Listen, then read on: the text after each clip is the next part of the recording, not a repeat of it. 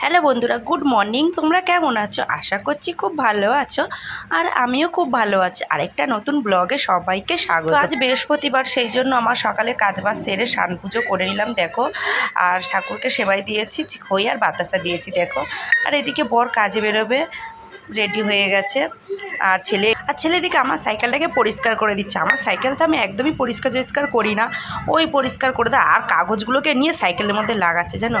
আবার আমার জায়ের মেয়ে এসে সাইকেলটা ধরছে বলে ওকে আবার মারছে। আর এইদিকে বাড়িতে আমার লোকজন তো আছেই, তার উপর গেছে গ্যাসটা শেষ হয়ে। আমি একজনকে গ্যাস দিয়েছিলাম, সে আমার এত বিপদে ফেলে দেবে আমি বন্ধুরা বুঝতেই পারিনি। আর পুরো আমার ডবল সিলিন্ডার হয়েও আমি গ্যাস ভরতে পারিনি দেখো, তাকে আমি গ্যাস দিয়ে ফেলেছি। আর এদিকে আমাকে স্টোভে রান্না করতে হচ্ছে। এদিকে মাংস করবো, বাড়িতে লোকজন আছে, মাংস আর ভাত করব। আর আলু ভেজেছি, রান্না করছে। আর ভাগনা খাচ্ছে ঘুমতে কুটে বেলা।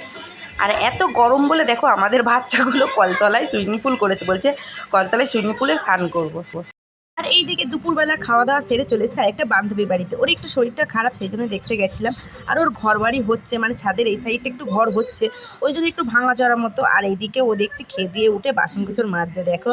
আর আমরা গেছি দেখতে, আর ওকে ভিডিও করছি বলে ও মুখটাকে ঘুরিয়ে চলছে আমাকে। আমি বাসে করছি, আমাকে ভিডিও করিস না, তাই ও করতে না বলছে। আর ওর ঘর বাড়িগুলো হচ্ছে। আর অনেক দিন পরে গেলাম, প্রায় 1 বছরের কাছাকাছি মতো ওর বাড়িতে গেলাম। গিয়ে আমি আর এই বান্ধবী দুজন মিলে গেছি। সত্যি বান্ধবীরা যখন একসাথে হই কত মজা হয়। আর ওর একটা ছোট্ট গপু আছে, গপুটাকে দেখাচ্ছে দেখো। এটা ওকে একজন দিয়েছে, এই ছোট্ট একটা গপু। আর ওর গপুকেও আমি তোমাদের সঙ্গে শেয়ার করবো, চলে দেখাই। এটা হচ্ছে ওর গপু সোনা দেখো। ভালো লাগলে একটা লাইক করে দিও, টাটা।